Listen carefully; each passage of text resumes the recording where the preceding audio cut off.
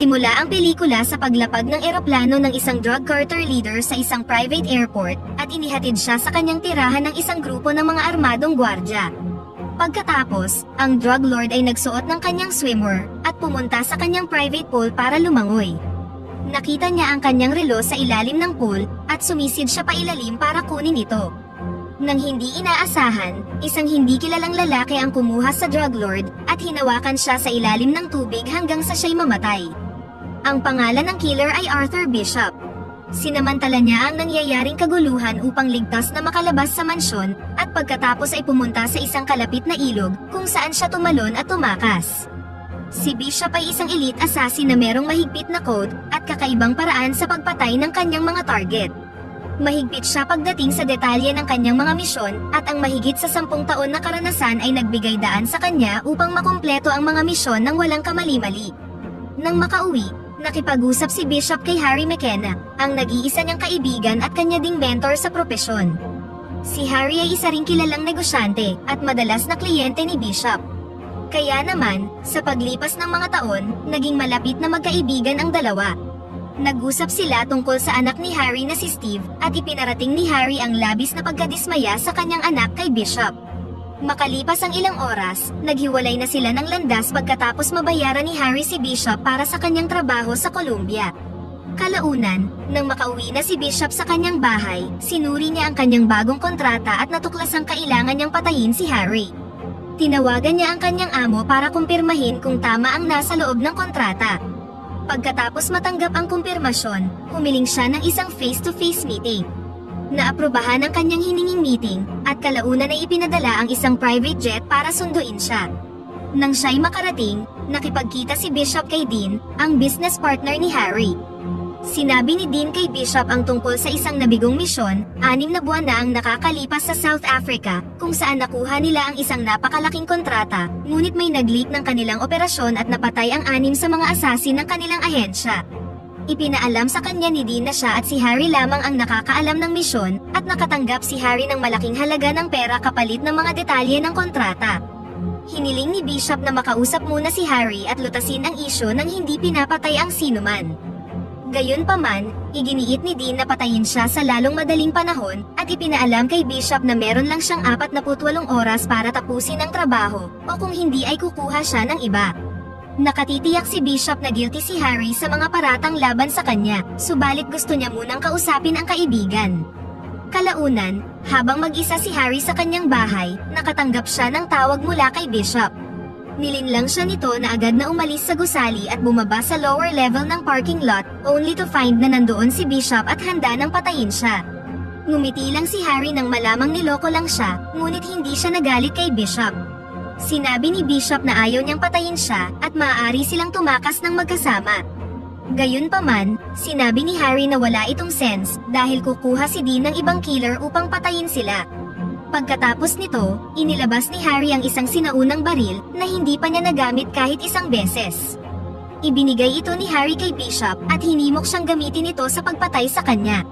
Nagpaalam muna si Bishop sa kanyang kaibigan, bago nagpaputok ng ilang beses sa matanda. Pagkatapos nito, ipinalabas ni Bishop na carjacking ang nangyari at umalis na sa lugar.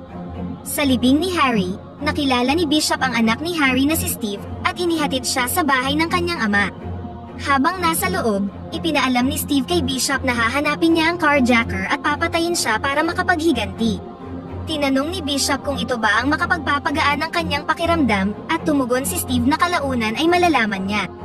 Kinagabihan, bilang paghihiganti, lumabas si Steve sa lansangan upang maghanap ng mga carjacker. Nang dumating ang isang lalaki at sinubukang nakawin ang kanyang sasakyan, sinimulan siyang bugbugin ni Steve. Lumalabas na patagong sinundan ni Bishop si Steve, at pinigilan siya sa pagpatay sa carjacker. Kinabukasan, sinundan ni Steve si Bishop at hiniling na turuan siyang maging isang professional killer, ngunit tinanggihan siya ni Bishop at inutusan siyang bumalik na sa bahay. Gayunpaman, nakaramdam ng labis na pagsisisi si Bishop sa pagpatay ng kanyang ama, at na-realize na kung hindi niya tutulungan si Steve, siguradong sisirain niya ang kanyang buhay sa alkohol at iba pang mga bagay. Kinabukasan, tinawagan ni Bishop si Steve at pumayag na siyang sanayin siya bilang isang assassin. Kalaunan, nagkita sila at nagpas siyang mag-ampon ng isang tuta. Matapos ibigay ang aso sa kanya, inutusan siya ni Bishop na alagaan ang hayop at dalhin ang aso sa isang partikular na coffee shop araw-araw. Kasabay nito, sinimulan na ni Bishop ang pagsasanay kay Steve. Kitang-kita ang kagustuhan niyang matuto at nais na malaman ang lahat ng nalalaman ni Bishop.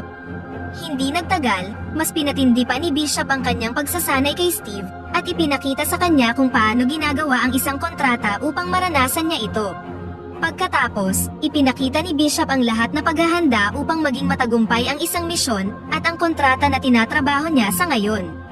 Ang target ay isang lalaki sa coffee shop kung saan pumupunta si Steve sa nakalipas na 3 linggo. Pinaalam ni Bishop na ang target ay isang assassin para sa ibang ahensya at ang kanyang pangalan ay Burke. Dagdag pa dito, ang tanging kapintasan ni Burke ay ang kanyang pagkahilig sa mga kabataang lalaki at maliliit na aso, tulad ng aso na kanilang inampon. Inutusan ni Bishop si Steve na maglagay ng malaking amount ng rehypnol sa inumin ni Burke upang mamatay siya sa pagka-overdose. Isang araw, nilapitan ni Burke si Steve at inimbitahan siyang lumabas para uminom. Gayunpaman, ayaw ni Steve na gawin ang kanyang unang misyon sa madaling paraan at binaliwala ang mga instruction ni Bishop. Pagkatapos nito, kinumbinsi niya si Burke na pumunta sa kanyang lugar. Kalaunan ng gabing yun, habang hinuhubad ni Burke ang kanyang damit, sinubukan siyang sakalin ni Steve gamit ang isang sinturon. Gayunpaman, napakalaking tao ni Burke kaya hindi siya nagawang sakalin ni Steve at napunta ito sa isang matinding labanan. Pagkatapos ng isang nakakapagod na laban, nagawang patayin ni Steve si Burke ngunit malubha siyang nasugatan. Kahit tapos na ang misyon, inis na inis si Bishop dahil ito dapat ay isang malinis na trabaho. Kalaunan, tinawagan ni Dean si Bishop at ipinahayag ang kanyang pagkadismaya sa paggamit niya kay Steve para sa kontrata kay Burke. Sumagot si Bishop na si Harry ang nagbigay sa kanya ng kontrata at hindi naman si Dean. Sa puntong ito, tinanong ni Dean kung alam ba ni Steve na si Bishop ang pumatay sa kanyang ama. Makalipas ang ilang oras, isang bagong kontrata ang ibinigay kay Bishop. Ang kailangan niya ngayong patayin ay si Andrew, ang leader ng isang kultong simbahan. Upang magawa ang isang maayos na trabaho, plano ni Steve at Bishop na magbigay ng adrenaline kay Andrew upang gayahin ang isang heart attack kung saan gagamitin nila ang mga paramedic sa pagbibigay ng nakamamatay na second dose ng adrenaline. Habang nagtatago sa dingding ng silid ng hotel ni Andrew, nagsimula na silang maghanda para sa kanilang misyon. Hindi nagtagal, dumating ang doktor na madalas na nagbibigay ng iba't ibang uri ng gamot kay Andrew, at inutusan siyang magbigay ng kakaibang uri ng gamot sa pagkakataong ito. Nang ma-realize na mapipigilan ng dosage ng doktor ang pinaplano nilang adrenaline overdose kay Andrew, dapat silang kumilos ng mabilis at patayin siya sa ibang paraan. Pagkatapos maibigay ang gamot, nakatanggap ang doktor ng isang tawag sa telepono at napilitan siyang umalis sa gusali, dahilan para maiwan ng mag-isa si Andrew sa silid. Ngayon, meron ng pagkakataon sina Bishop at Steve na patayin ang kanilang target. Nagmamadali silang lumabas sa dingding, sinuffocate siya, at pagkatapos ay muling nagtago sa dingding. Nang makita ng isang tauhan na patay na si Andrew, ang una nilang naisip ay namatay siya sa pagka-overdose dahil madalas siyang binibigyan ng mga naturang gamot.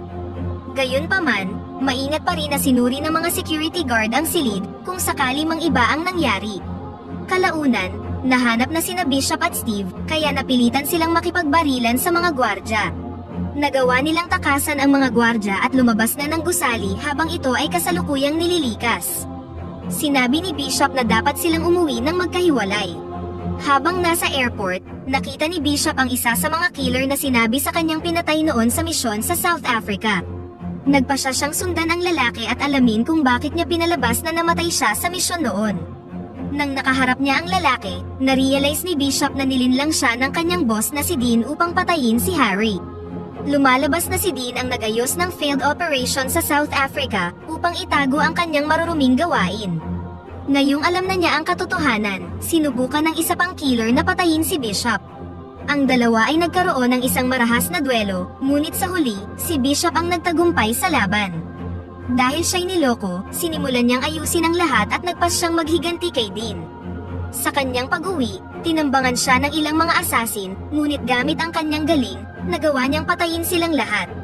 Pagkatapos, ginamit niya ang isa sa kanilang mga telepono upang malaman kung sino ang nasa likod ng lahat ng ito. Tinawagan niya ang isang numero sa telepono at natuklasang si Dean ang kumuha sa mga assassin upang patayin siya. Nagmamadali siyang umuwi at tinawagan si Steve, only to find out na tinambangan din siya. Inutos ni Steve na bumalik na siya sa kanilang hideout, ngunit na-realize ni Bishop na napapalibutan siya ng mga killer, kaya itinuro niya kay Steve ang isang baril na nakatago sa ilalim ng sofa na kanyang inuupuan. Matapos putulin ang tawag, kinuha ni Steve ang baril at pinatay ang 3 assassin na nakapaligid sa kanya. Pagkarating ni Bishop, inutusan niya si Steve na maghanda ng mga materyales para sa kanilang bagong misyon at sinubukang maghanap ng paraan upang mahanap si Dean. Habang hinahanda ni Steve ang mga gamit, natuklasan niya ang baril ng kanyang ama. Sa puntong ito, na-realize niyang si Bishop talaga ang taong pumatay sa kanyang ama at hindi isang carjacker. Pagkatapos, umalis na sina Bishop at binisita ang bahay ng isang lalaking tapat na nagtatrabaho kay Dean sa loob ng maraming taon. Tinanong niya kung nasaan si Dean, ngunit ayaw magsalita ng lalaki kahit na hawak na ni Bishop ang kanyang anak. Nagbanta si Bishop na puputulin niya ang buong kamay ng kanyang anak at dahil sa sobrang takot, isiniwalat na ng lalaki ang kinaroroonan ni Dean. Sa sumunod na eksena, nagkita sina Bishop at Steve at pumunta sa address na ibinigay sa kanila. Nang malaman ni Dean na nakapasok na si Bishop sa gusali, tinipon niya ang lahat ng kanyang mga security guard at umalis na sa lugar. Gayunpaman, hinihintay na siya sa labas ni na Bishop at Steve, at sa sandaling pumunta na si Dean sa kanyang sasakyan, sinimulan siyang pagbabarili ng dalawa. Tumagilid ang kanyang sasakyan, at lumabas na lubhang sugatan. Pagkatapos, nagpatuloy na ang dalawa sa pagpatay sa kanilang target. Pagkatapos ng misyon, habang sila'y nasa sasakyan, tinanong ni Steve si Bishop kung ano ang sunod nilang hakbang. Sumagot si Bishop na sa kanilang posisyon, kailangan nilang magpalit ng pangalan at maghanap ng ibang matitirhan. Sa daan, napansin ni Bishop na natagpuan na ni Steve ang baril ni Harry at daladala niya ito. Alam ni Bishop na alam na ni Steve ang katotohanan tungkol sa kung sino ang pumatay sa kanyang ama, at ngayon ay kailangan niyang maging maingat. Makalipas ang ilang oras, nagpasya silang huminto sa isang gasolinahan. Pagkarating nila sa gasolinahan, tinanong ni Steve si Bishop kung meron siyang kailangan. Sumagot si Bishop na ayos lang siya, at lumabas na si Steve para kumuha ng gasolina.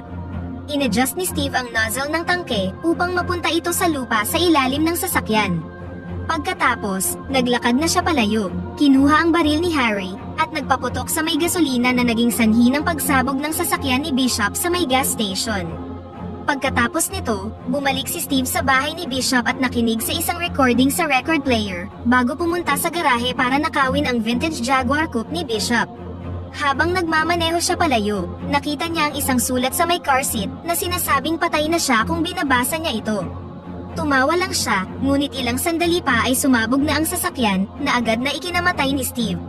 Kasabay nito, natapos na ang pag-play ng record player sa bahay at na-activate ang electrical wire na nagdulot ng pagsabog sa bahay ni Bishop. Sa gas station, makikita sa isang security camera na nakatakas si Bishop sa sasakyan bago ito pinasabog ni Steve.